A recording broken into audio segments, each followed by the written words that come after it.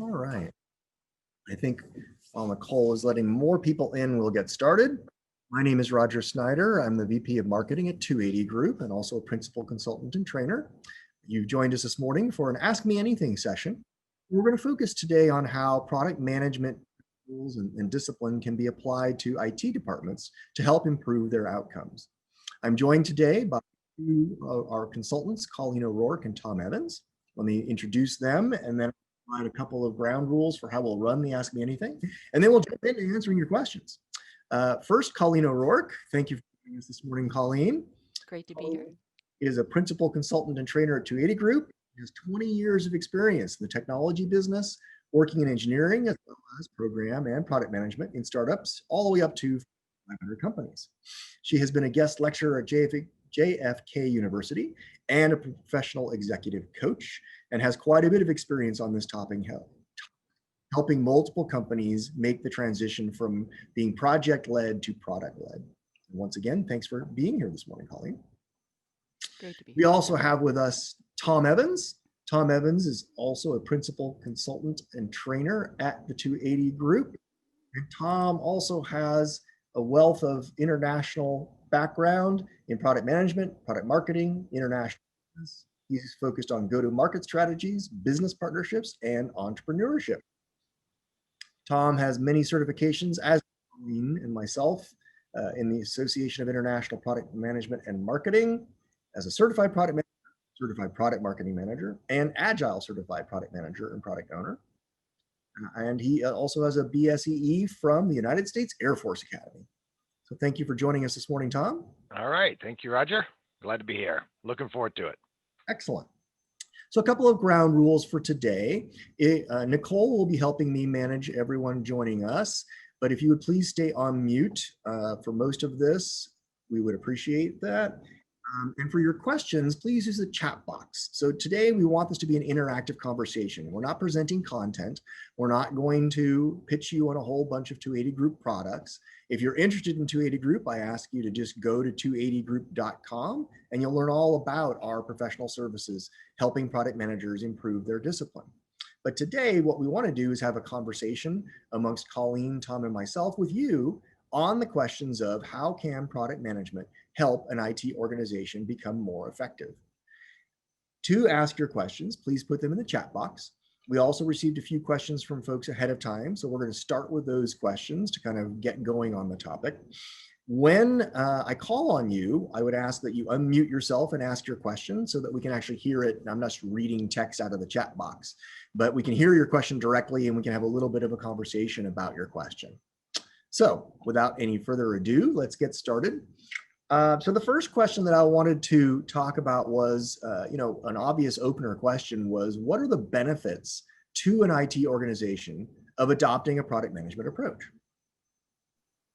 You want to kick us off, Colleen? Sure, I'll get that started. So the primary benefit that we're looking at when we make this transition is the shift to focus on business outcomes rather than the project charters. So rather than looking at taking tasks or being a delivery organization, you're really looking at partnering with the business to drive business outcomes, which result in things like deep conversations around roadmaps that involve and are focused and prioritized on the outcomes for the business, making IT less a cost center and really more of a value creation center, almost a profit center, but instead of profit, we're looking at the value we're creating, the business value. In addition, what we're finding is there's a lot more opportunity for innovation because product management as a discipline brings in a voice of the customer and a clear understanding of the problems and the needs on the business side. And with that, applying design thinking, you're going to drive a lot more of innovative solutions coming out of IT.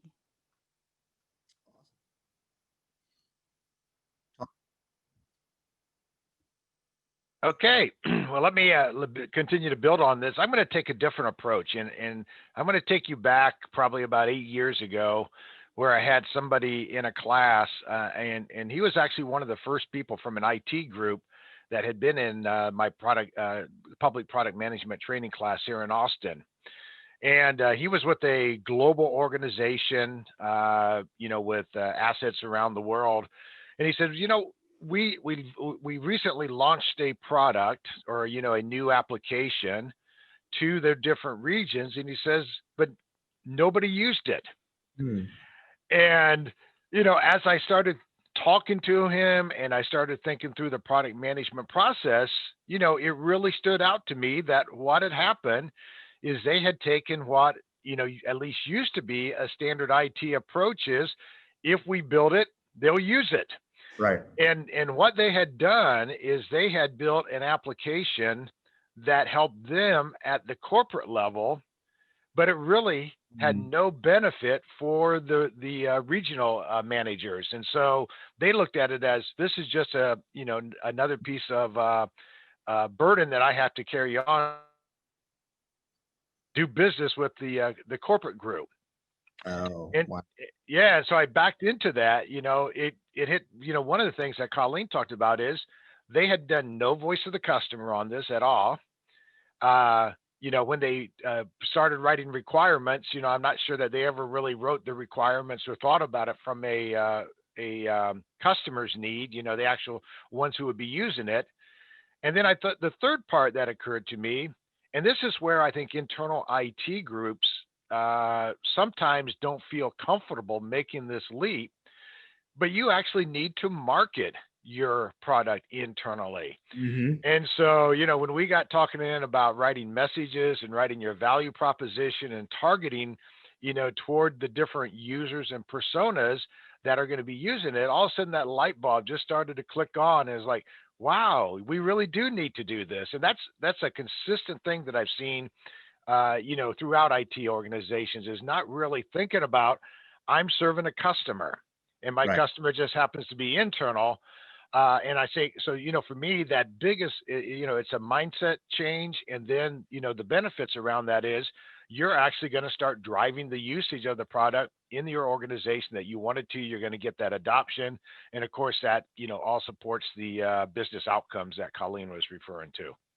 Right. I love what you're saying, Tom, because you're also pointing at market segmentation. So as Absolutely. you're Yes. looking at that, like we always design for US first and then just expect other regions of the world to pick it up.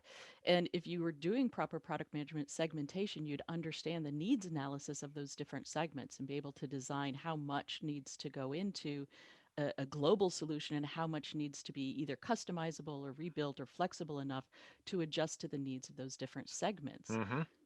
Yeah. It's a very good point, right?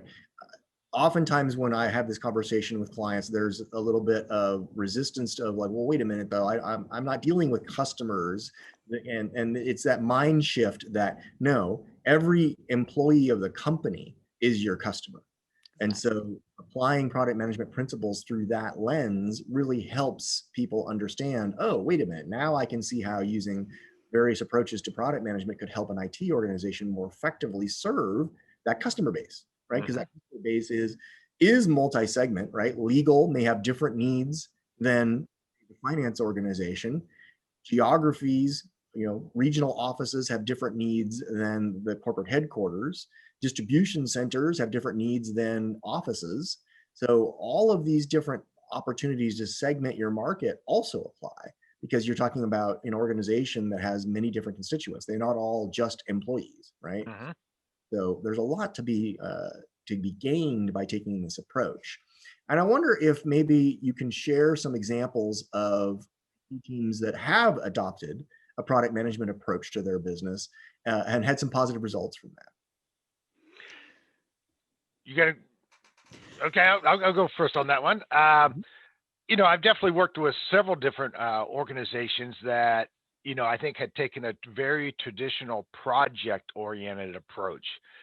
And, this may get a bit into a future question, but when you take a project approach, you kind of bring a group together, you engage them for a while, you get a deliverable, and then you don't touch it anymore.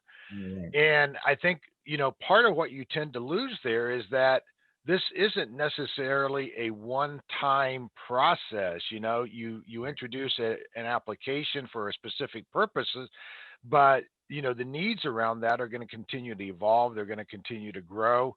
And so, you have to start, putting that product mindset in place. And the one thing that I think I probably have seen in the organizations that I've worked with is just that consistent investment, in thinking about continue to build out those products so that they better serve the needs of the organizations.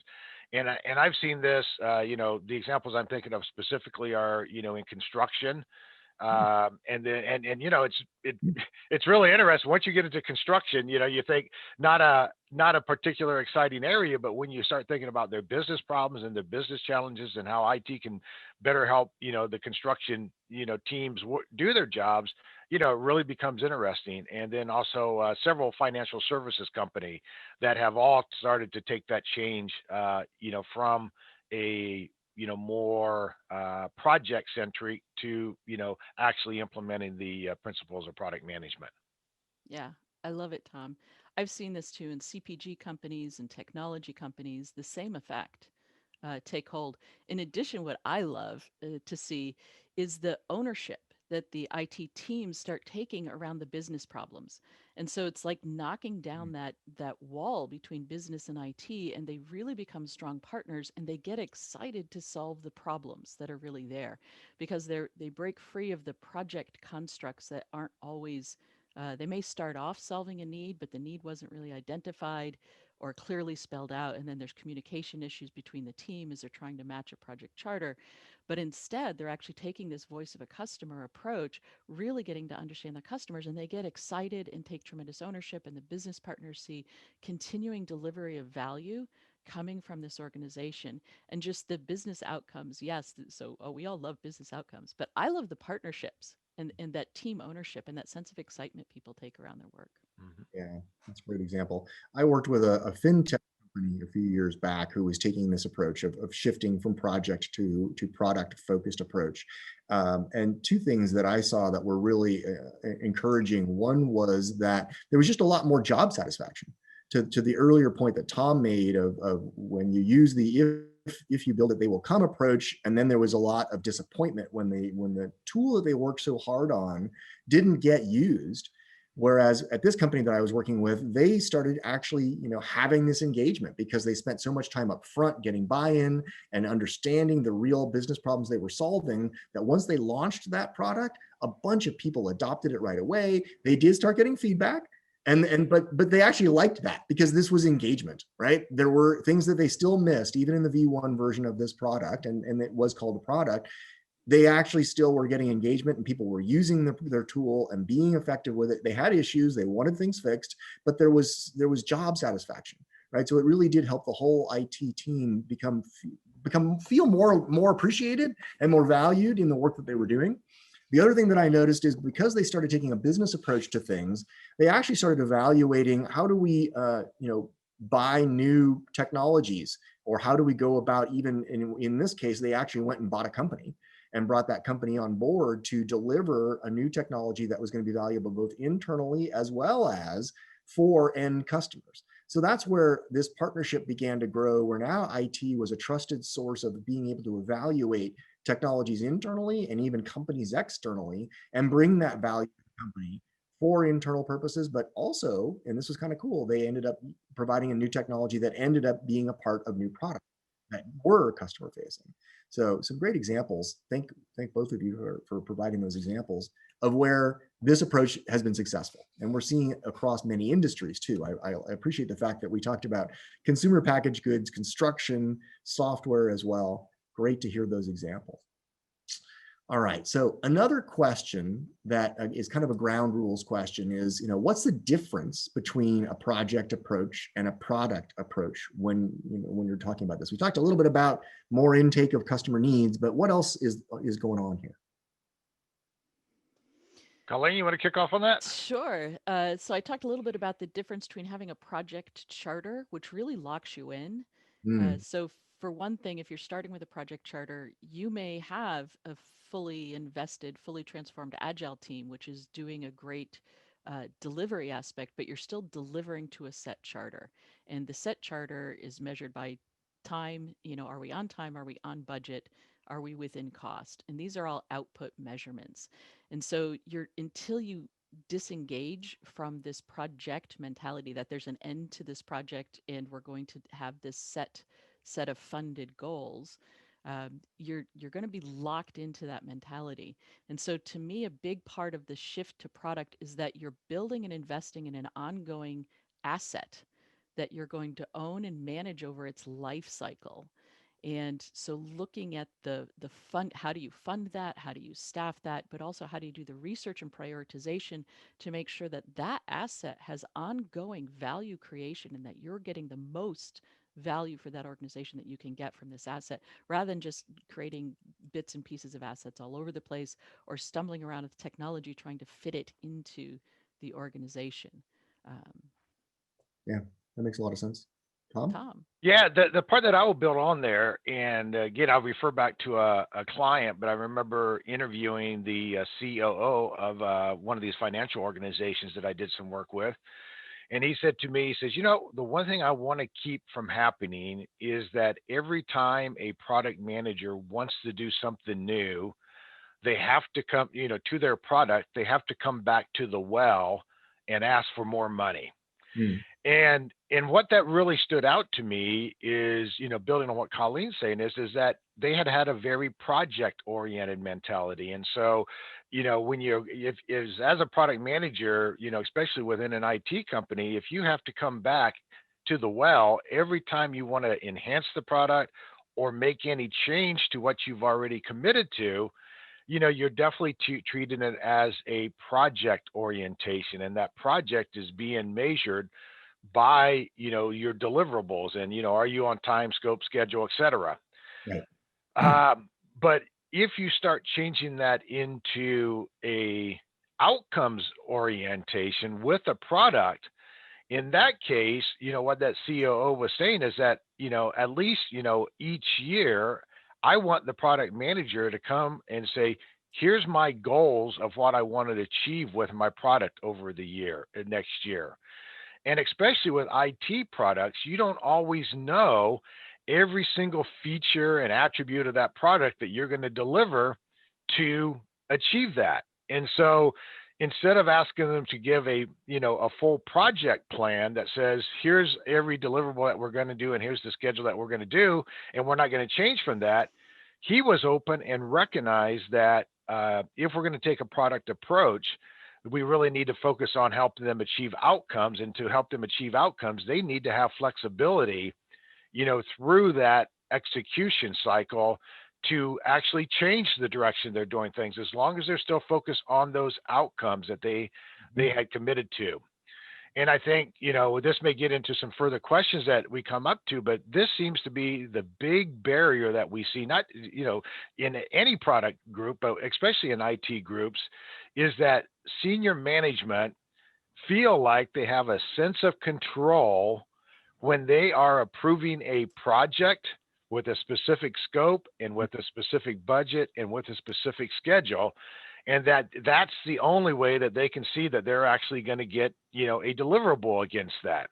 Right. And I think we've all experienced enough in IT projects to realize rarely do you stay to that schedule. And, you learn things that the scope is going to require to be changed. And so this is where, making that mentality shift to think about it as a product with outcomes and then funding the product versus just funding a project sets up a product manager and their team for greater success.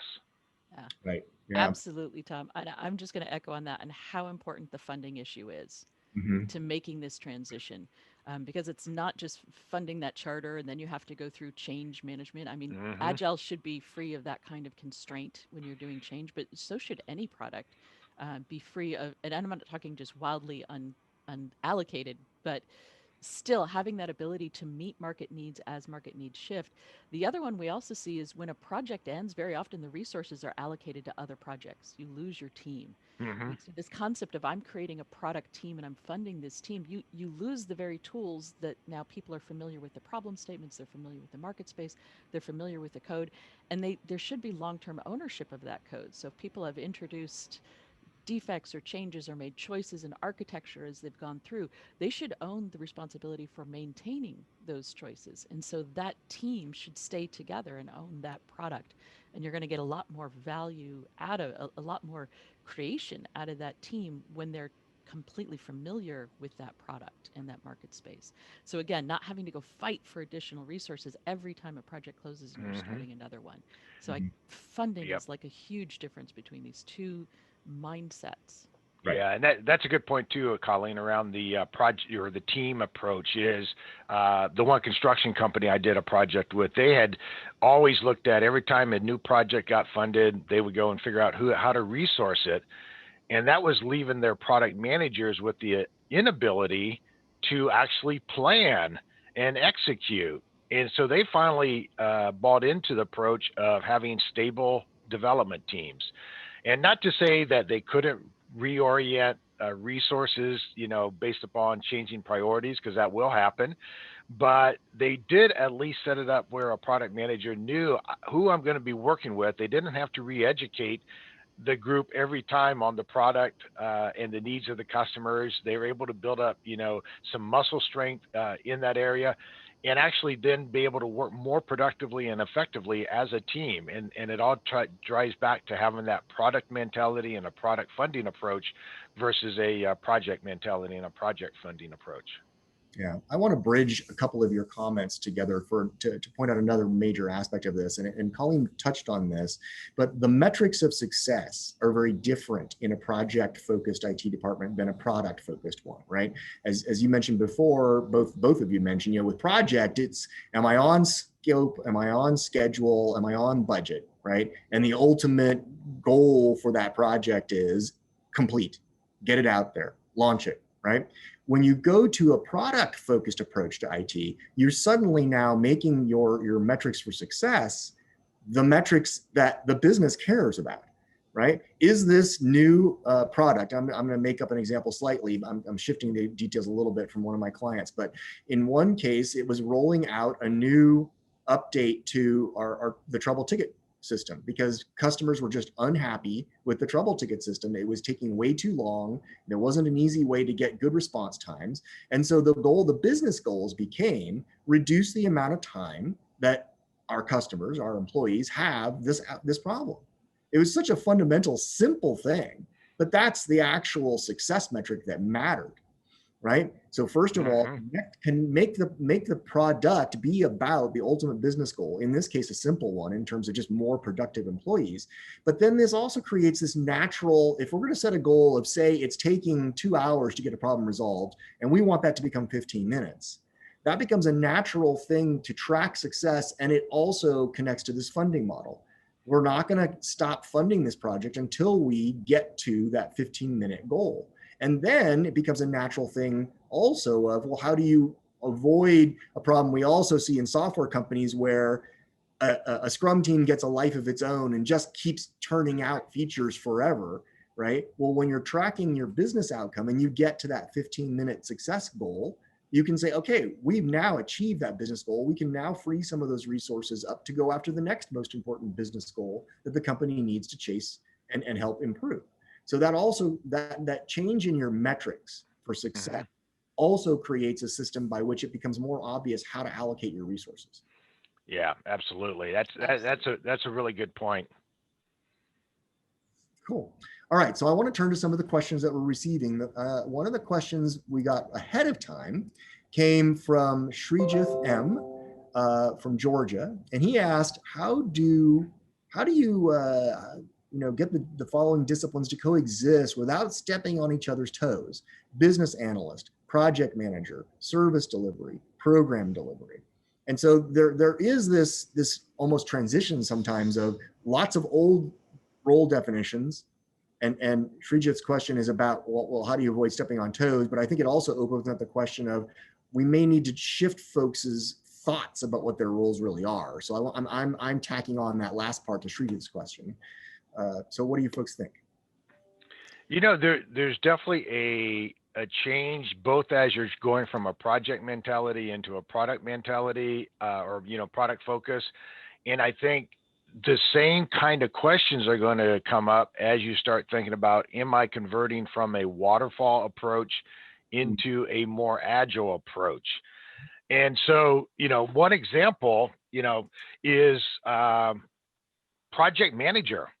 When I go into an agile world, there's not really a one-to-one mapping of a project manager. And, and I'm not going to say that as you go to agile, there aren't times where a project manager makes sense, but, in the formal definition of it, it's not defined there. And so this is where you really do have to start setting up expectations within the organization that if we're going to make this change, that means some of our roles are going to change, and that we're going to have to, think differently about how we do our work. We're going to have to think differently about what role that I actually go into, and, be willing to take on some new skill sets in the process of doing that, and maybe even leave some of those old definitions behind that you have become accustomed to. Along with that, with any change, you're going to find that not everyone is going to adapt well to that change. And so hopefully most of your, colleagues and employees will adapt to that change, but you just have to accept that there's going to be some that just isn't going to work for them. They're so stuck in the way that they've always done it that they're not willing to try to make that change. And so, it goes back to one of the principles that we talk about a lot, in our classes, is starting with the why. If we're going to be making this change, let's explain why we're making this change, and then, build that change plan in place so that, we can go and, maybe not jump 100% into it at first, but figure out what's our transition plan to take, start moving the organization into a change plan like that. Good point. Yeah. I love that, Tom. And I would add on looking at the whole product life cycle. When you're doing this role, if you're talking about a product team now that's going to own the product, own that asset across its life cycle, the whole concept of things like delivery teams starts to shift and change. And so I think you need to look at all the different aspects of the product and how you're interacting with that in your market, which is internally to the customers there, and redefine those roles and set new expectations. And so there's right now a lot of cooks in the kitchen, and there's there's going to be a lot of shifting and a lot of fighting for the ability to make certain decisions, like who has the right to make this decision. And it's really important that you clarify at any given product how those roles are going to work. And so races, daisies, those things help, but it really goes back to the fundamental role definition and what do people want to do and what is necessary to do in how are we going to do that in a new way. Right. A lot of times the delivery team's responsible for maintaining all the defects, and if we now have a product team that's staying and they're owning the defects from the original asset, that automatically shifts the delivery team responsibilities. And so looking at how that, pairing that with maybe a PMM, a product marketing manager that might be associated for internal communications, driving adoption, driving demand. There's a lot of new ways to scope out these roles and responsibilities. When I worked with a consulting company, one of the big four consulting companies on this very topic, one of their concerns as they were making this transition or considering making the transition was fear of the employees that they weren't going to have a role, or they were not sure how they were going to be successful. So one of the things that we worked on was, in fact, getting back to Tom's point, answering the why and making it really clear what are all the benefits, and we talked about those earlier, what are all the benefits of going to this new product-led approach. That was first, but then showing them the career path and the benefits to maybe making a transition from being a traditional business analyst to being a product manager. Either it would be a technical product manager or a business product manager, because the way they were working out, there was consultancy that there did need to be that separation. We'll talk more about that a little bit later too, I think. But showing folks a career path, showing folks first the big why, like Tom was talking about, but then also showing folks this career path of, look, this is going to create new opportunities for you to expand your capabilities, to learn some new things, and to be able to actually deliver, again, back to my earlier point, deliver products that customers are excited about, right? And all of that was important to help reduce the fear that was going on in the organization as they were worried about making this transition. So I think that's another aspect of Trita's question that you want to also really keep in the forefront of your mind as you're working on this transition, and be very thoughtful about the people involved and help them want to be a part of this journey. And what I want to do now is turn to a question that we received in chat. And I think, let's see, I've got it here. Romy, if you wouldn't mind unmuting, I would love for you to share your question, because it was also about roles and responsibilities in a PMPO frame. Thank you for that, Roger. Yes. So from my experience, I work in banking and finance in an agile group. And what I've seen occurring, I think, over the last several years is almost like this consolidation, if you will, between product managers and product owners with respect to the roles and responsibilities that they play. So I'm a product owner. So for me, it's managing the agile group, understanding the demand list, working that into a backlog, ultimately bringing it to the forefront and going through the process into a production environment. For the product managers, we have a relationship with them where they are, they're um, communicating and demanding the specific items, the specific enhancements, new development, whatever it may be, and bringing it to the forefront and staying up to date, with me specifically to determine exactly, when are we looking to deliver? What kind of impediments are we facing when it comes to delivering, the certain objectives and the certain features within the product? So, from studying the certified product manager materials, I know that there were two distinct roles that they play there, and especially from an agile view. But it seems to me, at least from my experience, this is why I say it's I don't know if it's anecdotal or not.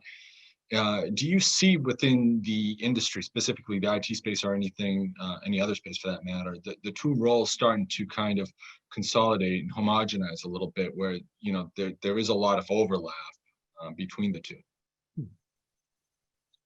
Well, there's certainly going to be overlap by the nature of their job. There's an overlap with product manager in a lot of different roles, but that doesn't mean they're the same role. The structure of the two roles are very, very different. The PO is very clearly owning that backlog. They own that backlog. They're responsible for the team having every ounce of information that they have to be successful for implementing any single user story that goes through that backlog. And that is their job, and to represent the customer with the 1,000 design questions a day that come up during the implementation cycle. The problem with trying to consolidate that role with product management is you don't have time left to be out into the market doing the voice of the customer work, as well as doing the proper business prioritization. So when we start making this shift, we know we don't have profit, but I call it a V&L. It's a value and loss calculation that you're running on your product, and you're responsible for creating more value in the organization than you are costing the organization.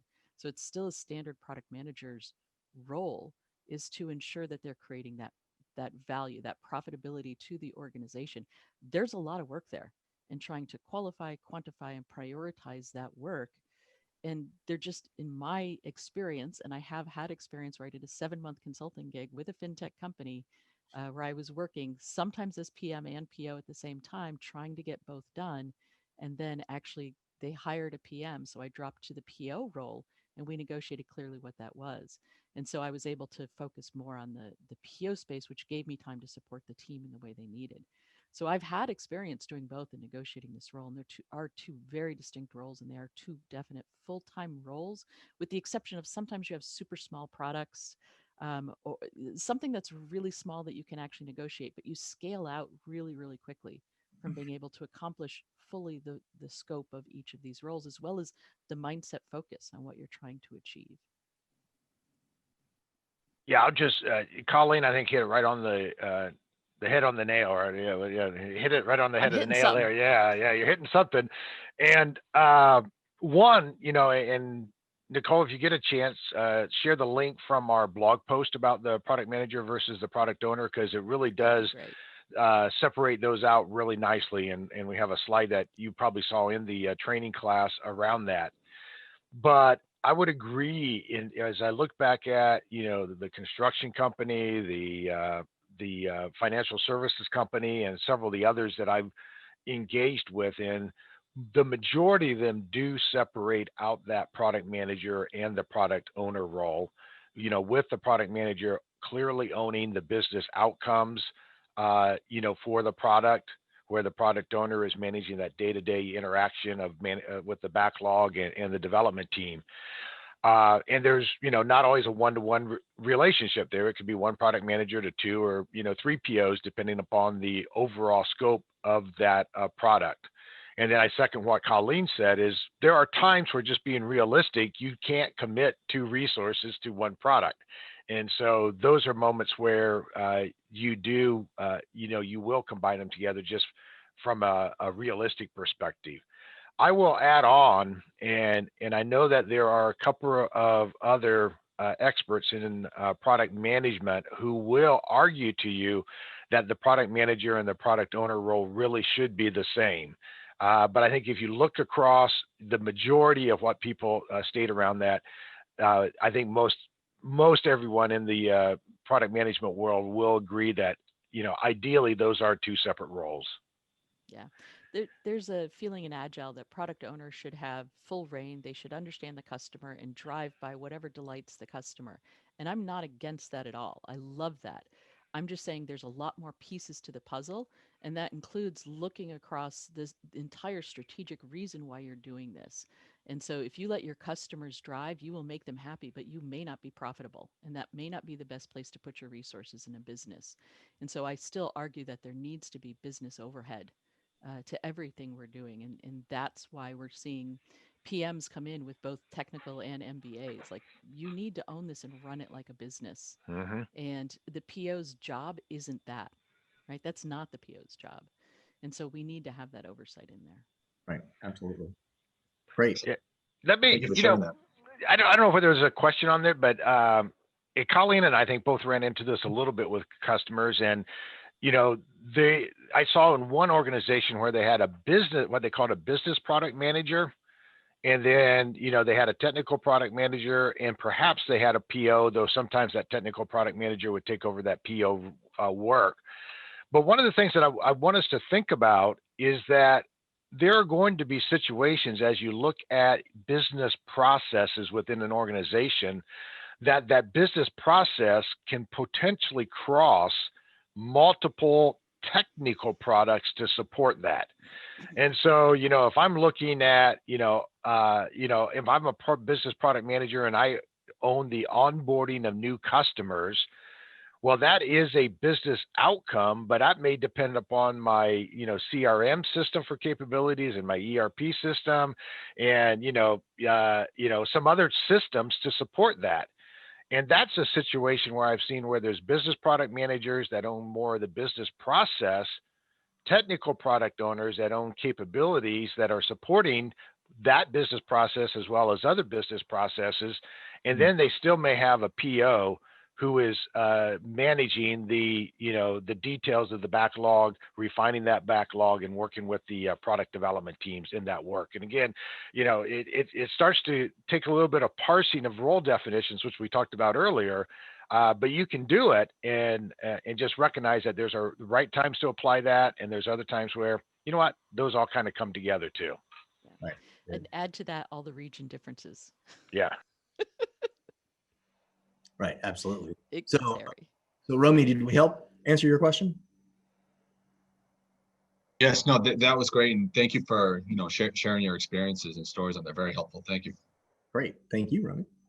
All right. So let's see. Up next, we had a question from Deborah. It seemed a little less about IT, but it was kind of about this. How do product managers relate in a distributed organization? So Deborah, do you want to unmute and ask your question? Sorry, took me a second to find it. Absolutely. So we are an organization that is moving or shifting from what I call a service mindset into a product mindset. So they're kind of at that tipping point where they need to become more scalable and repeatable and actually think about product versus solution supporting what we do. With that said, our organization has what I call the distributed product management model. So we have some BAs that sit in our PMO. We have some strategic initiative folks who are PMs, and then we have our product R&D folks that are in a different organization that are doing that forward thinking. How are we going to develop stuff and fail fast? And then we have we call platform management. We have our product owners in our engineering team. And that's the team that gets the downstream from all those different inputs. And so my question is, I don't think that it's a successful model, but I wanted to kind of get some thoughts around, am I crazy, or am I actually accurate in my thought process? You're not crazy. Well, you may be. I'm not really authorized to diagnose that. That's actually true. You're talking about a really, as we see distribution and distributed models now are becoming so popular, especially after pandemic. They're just reality of what we're living in. And so really trying to understand how these roles are shifting is an important and critical question right now. It gets back to a lot of where's the decision making? Like, to me, it comes down to who's doing prioritization of what is more important, because teams can only work on one thing at a time. So who is doing that prioritization? Where is it taking place? And what are the criteria that they are using in order to do that prioritization?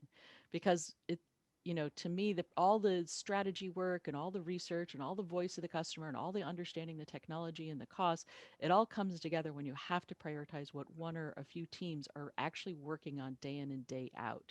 And that prioritization should be driving towards a set of business outcomes.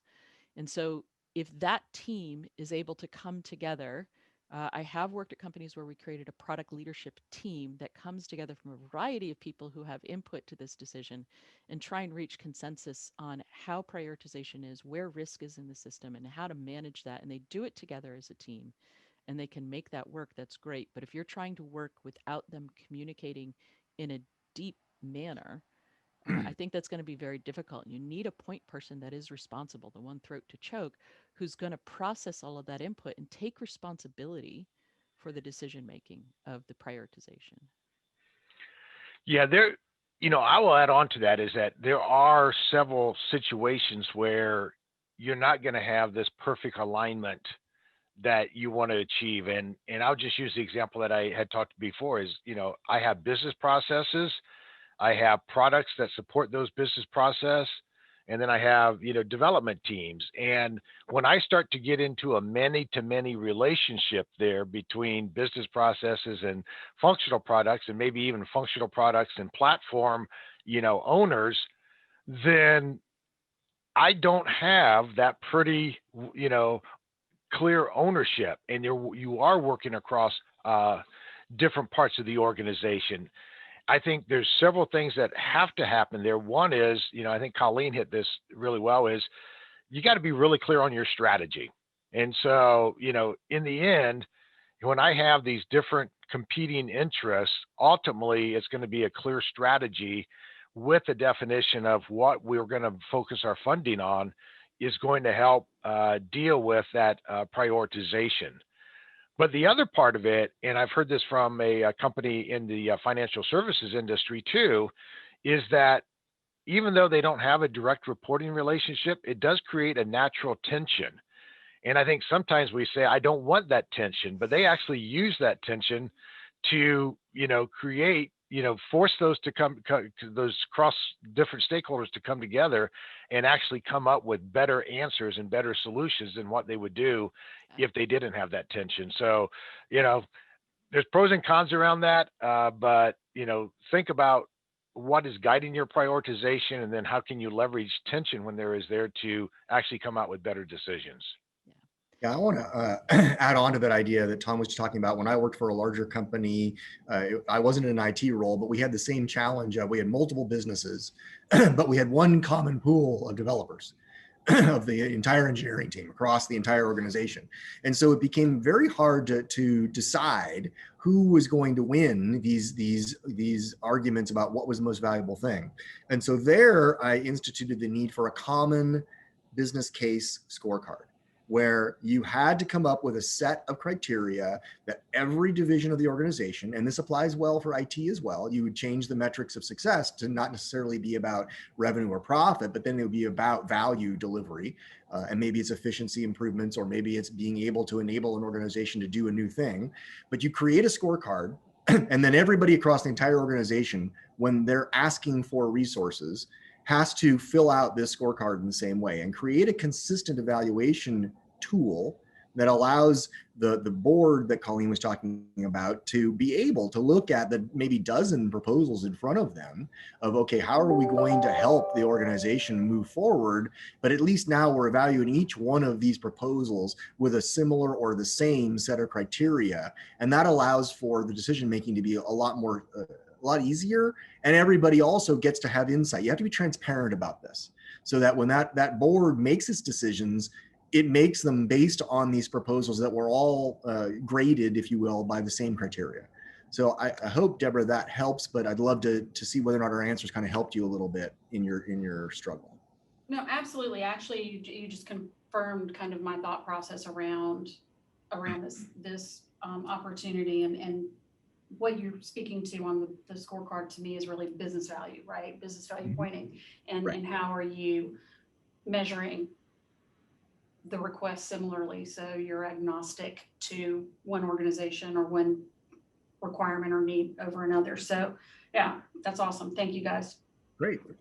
Glad to. All right. I'm just going to tag onto that. Oh. Sorry, I need to jump off here. I've got a training class to jump into, but thank you everyone for attending. A lot of great questions, and I'm guessing by the chat there's more questions than we can answer, but Colleen and Roger have you well covered. So thank you so much. Thanks, Tom. Thanks, Tom. Colleen, what were you?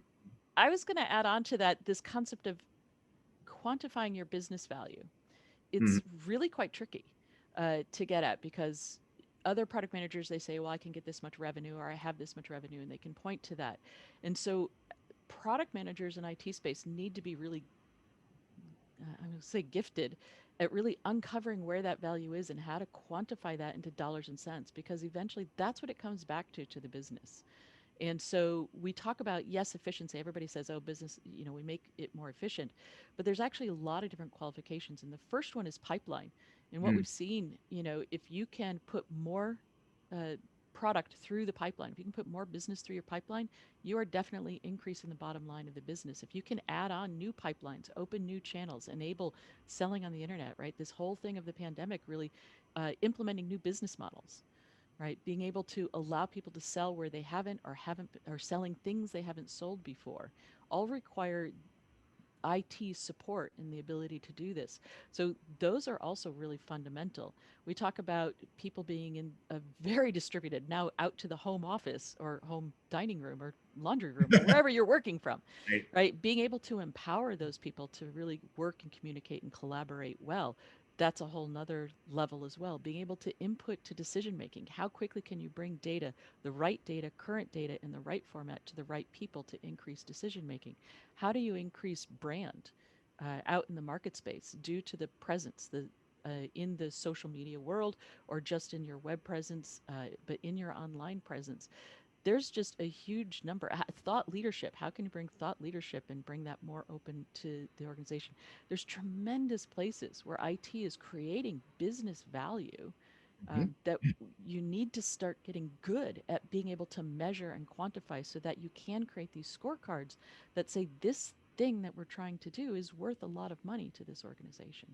Right. And I think one more thing I want to add on to that, and that will also help Deborah as well. And any of you who are dealing with this silo organization challenge, is connect that scorecard and the metrics that you're going to use and evaluate projects and products on to corporate goals, right? If the company has established that this year we are all about expanding market share, then every product should be evaluated against that ultimate company goal. If the company is all about, well, we want to actually tackle a whole new market in a different geography, well, then let's evaluate the products against that. So there's going to be these multi-dimensions, as Colleen was just talking about, but let's also align that scorecard and those dimensions to the overall company goals, the 1 year and hopefully even longer term company goals.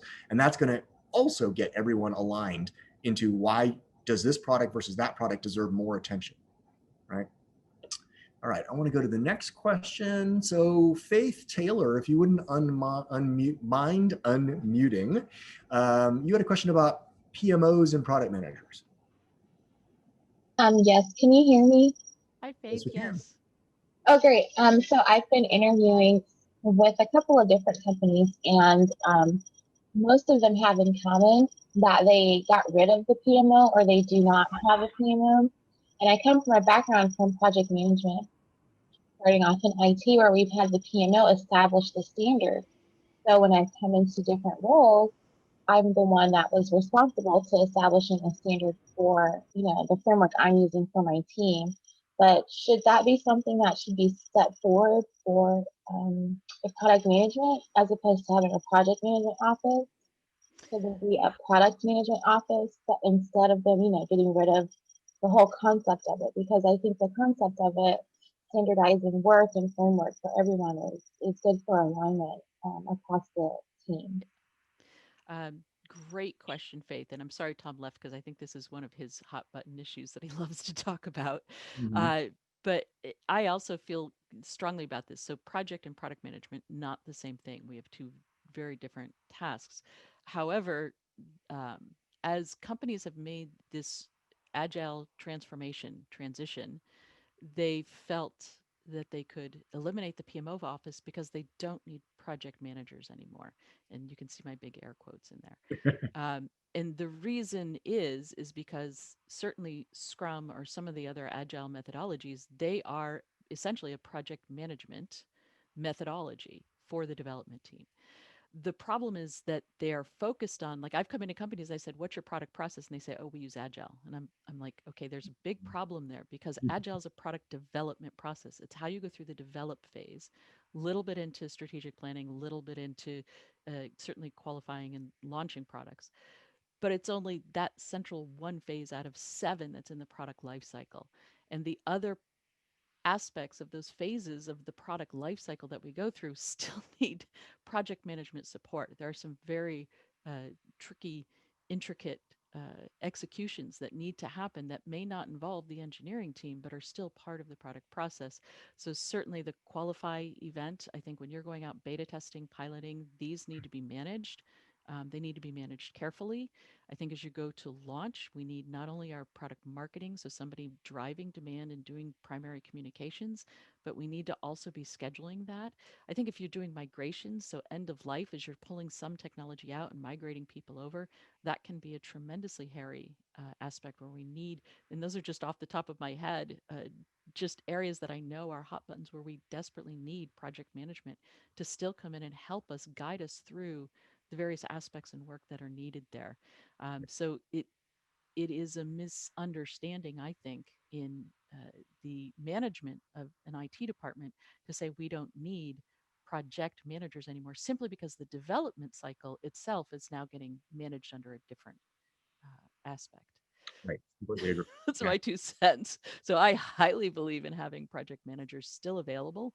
I don't think, depending on your product, it may not be one-to-one. You may have one project manager who can manage now multiple products, the work that's needed under multiple products, because it does shift tremendously the kinds of tasks that project managers are doing. But I believe highly in that skill set. Yeah, I completely agree. Right. You need project management because there is still a lot of cross-team coordination in an organization. Right. And even when we're talking about the IT focus as we are today, rolling out something new to an organization, especially when it's across time zones and different organizations, requires a lot of coordination that's neither the job of the Scrum team nor the product manager. That's a project management role, no doubt. You hit on something else too, though, that I think ties into Faith's question as she originally wrote it, in terms of should we be regulated by a PMO? Not regulated, but partnered, right? Partner. So project management and product management, two different disciplines, both should be partners. And they as you pointed out earlier, Agile is a development methodology. Product management needs its own methodology. We propose the optimal product process as one of those, and that 280 group has. And project managers have their own methodology that needs to be followed as well. So they all need to collaborate and coordinate. So Faith, I hope that helped answer your question. There's another aspect that Okay. needs it, and that's just coordinating the multiple projects that are ongoing. So when you've got platforms and you've got project vertical products that you're trying to align, and you're aligning release cycles, excuse me, that very often needs to be tracked. Those delivery dates and the interdependencies between them also need to be tracked, and that's another place that skill set just excels at. Absolutely. Yeah. And then James actually in our chat just listed some more tasks that are really right up project management's alley. Definitely. So Faith, did that help? Yes, thank you. You cleared it up for me. Yeah, So to don't get follow hired up, how into do a you company. combat that corporate think that, oh, now we have Agile, we don't need project management, and not get stuck with it like I have and many others? Well, the customers I've worked with have had a lot of success in hiring us to come in and tell the execs that. Yes. And sometimes, and it's sad to say that they listen more to external consultants, but we'll come in and say, absolutely, you've got to have this. And like, okay, here are the pain points that you're suffering, and here's why. Yeah, we tried that. Tom came and it worked for a while, then they've regressed. Oh, no. Oh no, that's so sad to see. Well, it worked for a while. Yeah. So we do have other customers who are certainly one I was just talking to this morning who's come back after 2 years going, yep, we've implemented it, but we're not 100% there yet. Come back on board, right? Like help us make that final push. Good. We want to be 100% product driven. And in unlike them, yeah, they are bumping into that executive level of, okay, now seriously, you guys are gonna keep going with this? Right. Right. Yep. Yep. I think to James, your point, you've got the list there, right? And you just have to create that list and again, connect to business values. Do we want to be more efficient when we ramp up a product? Do we want to be able to make support effective and reduce call times? So all of these things have to get done. And that is the role of the project manager. And put it in reverse too. Without a project manager, here's what it's going to cost us. We won't be able to do these things effectively, or we'll Mhm. be able to do one of a dozen of these things effectively, and that's it. And So really that's put the it in key dollars and point. cents. Right. That's A- where they go. And management changes focus based on, the pain points of the organization. If we're continually late on delivery, then manage the project better. That's the kind of stuff that Absolutely. drives their decision making, and you have to be aware of that.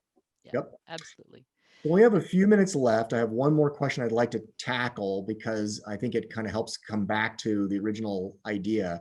And it was, when adopting a product management approach in an IT organization, what are some pitfalls to avoid? Okay, pitfalls pitfalls that we've had to overcome. Maintaining the wall between business and IT. You've got to figure out how to break that puppy down. Mhm. How to build collaboration, how to build communication.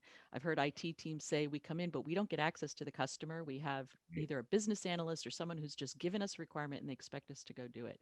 Um, that is a behavior that has to end in a product environment. You've got to have that rich set of collaboration. Um, Another pitfall is trying to define what is a product. So there's a whole exercise here around taxonomy that can be strained. Technology is not a product. So an example is I went into a company, and just a really simple example to relate to is they said, well, my product is Skype. And I'm like, okay, this dates me and how long I've been doing this.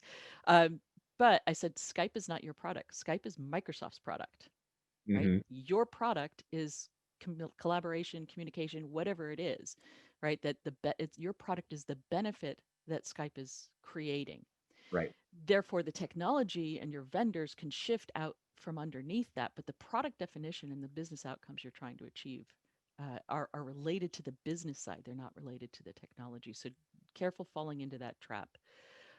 Make sure that you have a sponsor for doing this. You need some sort of executive representation because of the funding issues and the mindset issues, the project management, things like this all require a mindset shift at the executive level. So you really need someone who, hopefully from an executive place, can really help you defend your position there and help drive some of these changes to make sure that you're getting there. Let's say I wrote a few of these down. Um, yeah, Well, I think those are my big ones. so the next one that I have is I want to get back to the point that James actually brought up, which is there's an attack and fade approach to this, right? And in order to maintain long-term success, you need to have a scorecard for the effort itself and make sure that as you are being successful, you are marketing the success of this transition. So you do also have to market this effort as well. And then you are tracking success. And to James's point, when new holes open up, then you've got to go plug those holes again or point out, hey, we need to actually add another dose of project management in his example to keep this on track. So the pitfall is don't think that this is a one and done transition. Be mindful that this is going to take multiple years and it's going to require a continued attention to detail and attention to those metrics of success. And as long as you keep those metrics of success in front of the executive team, look what we've accomplished so far, look what we have left to do. That's what also going to help you keep that momentum going, get that flywheel spinning faster and faster. Yeah, I love that. I'll throw in just one more. I was working with a company and I was talking to their CTO, and he was so proud of his IT organization because he goes, "We are 90% on time, on budget." And I'm like, Great. How much value did you create for the organization? And he actually stopped and he didn't answer. He didn't know. Right. And so that you don't want to be that person, right? He needs to know. His job is to know how much value he's creating. So empower your executives to know that. Give them that information. We're creating this much value. They then get to say that in front of the CEO, and they get to look really good because they start changing their conversation and they're more successful because you've fed them that information. So Absolutely. be feeding them this conversation. Absolutely. Well, thank you, Colleen, and thanks, Tom, for joining us earlier for today's conversation. Thank you all for coming, and thanks for the great interaction and questions. I hope that this was very helpful. Nicole will be sending you a follow-up email with a link to the recording of this so that you can pluck out the little nuggets that you needed. She'll also include links to some of the resources that we added in the chat box over the course of this conversation. Thanks again for joining us. Check out 280group.com for more resources to help you improve your product management discipline so you can build products that matter. Have a great day.